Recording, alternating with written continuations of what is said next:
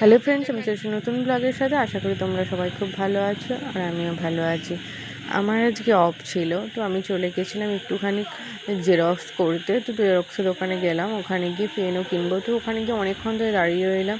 এই দুটো বাচ্চা ছেলেকে দেখতে পাচ্ছ, ওরা এটা কিনবে না, এই জ্যামিতি বক্স নেবে না, ওই জ্যামিতি বক্স নেবে না, এই পেনটা কিনবে না, ওই পেনটা কিনবে না, এই করে করে অনেকটা টাইম ওদের জন্য ওরা কিনছিল। তো আমি দাঁড়িয়েছিলাম ওখানে, কিছু বলতেও পারছি না, বাচ্চারা নিচ্ছে। তো ওরা নিয়ে নেওয়ার পর আমি আমার জিনিসপত্র কিনে দোকান থেকে সুমিত্রার জন্য একটা মুড়ি কিনেছিলাম। তো ওটা কিনে নিয়ে আমি চলে এসেছি। তো পরের দিন দেখতেই পেলে যে আমি রেডি হয়ে আমি ডিউটি চলে গেছি। তো ডিউটিতে গিয়ে আমাদের ওপিডিটাতে, আমি নতুন ওপিডি হয়েছিল হসপিটালে, তো ওপিডিতে গেছি। তো ওপিডিতে মানে জানলাটা দিয়ে বাইরেটা এত সুন্দর লাগছিলো, বৃষ্টি হয়েছে, বেশ ভেজা ভেজা জানলা দিয়ে বেশ ভালো লাগছিলো আমার দেখতে বাইরেটা।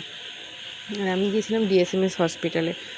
ডিএসএমএস মানে হোস্টেলটাতে, হসপিটাল বলে ফেললাম, সরি। তো ওই হোস্টেলটা থেকে আমাদের হসপিটালটা দেখতেই পাচ্ছ, আসার সময় কি ভালো লাগছে না দেখতে। রাস্তায় বেরিয়ে করে আমরা সেদিন ফুচকা খেয়েছিলাম, আমি, শিল্পা আর অর্পিতাদি। আর ওখানে আসার সময় ওখানে কিছু একটা অনুষ্ঠান হচ্ছিলো, তো প্রচুর মাইগ্রেট ছেলেপিলে যাচ্ছিলো আরন করতে করতে।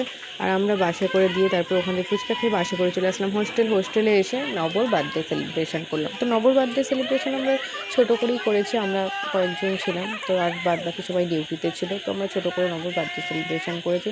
আর নবর বার্থডে সেলিব্রেশনে যদি পারি একটা বড় ভিডিও তোমাদেরকে দেখবো। আজ এই পর্যন্ত।